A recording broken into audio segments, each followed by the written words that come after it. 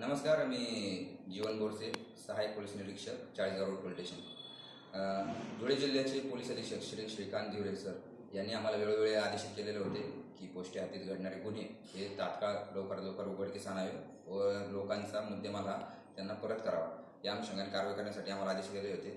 त्या अनुषंगाने आम्ही तपास पथकाला वेळोवेळी सूचना दिलेल्या होत्या. त्या अनुषंगाने दिनांक 26/2/2025च्या रात्री चाळीसगाव रोड पोलीस स्टेशन हद्दीतील विकास बन्सीलाल पाटील यांचं दुकान अज्ञात चोरट्याने मागच्या दरवाजाकडून तोडलेलं होतं व त्यांच्या दुकानातून 50,000 रुपये रोख रक्कम, एक मोबाईल व एक पाकिट, त्यात आधार कार्ड असं मुद्देमाल चोरून नेलेला होता.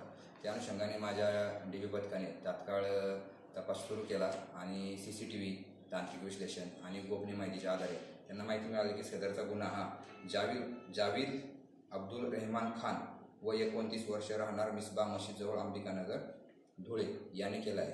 त्या अनुषंगाने लागलीच त्यांनी सापळा रचला, त्याचा ठाव ठिकाणा शोधून काढला आणि त्याला दाखल गुन्ह्यात अटक केली. त्याला माननीय न्यायालयासमोर हजर केले असता 3 दिवसाची पोलीस कस्टडी दिलेली आहे आणि सदर कस्टडीत त्यांनी चोरलेल्या मुद्देमालापैकी 46,500 रुपये रोख रक्कम, एक 5,000 रुपये किमतीचा मोटोरोला कंपनीचा मोबाईल आणि 100 रुपये किमतीचे पाकिट, ज्यामध्ये फिर्यादीचा आधार कार्ड असा मुद्देमाल काढून दिलेला आहे.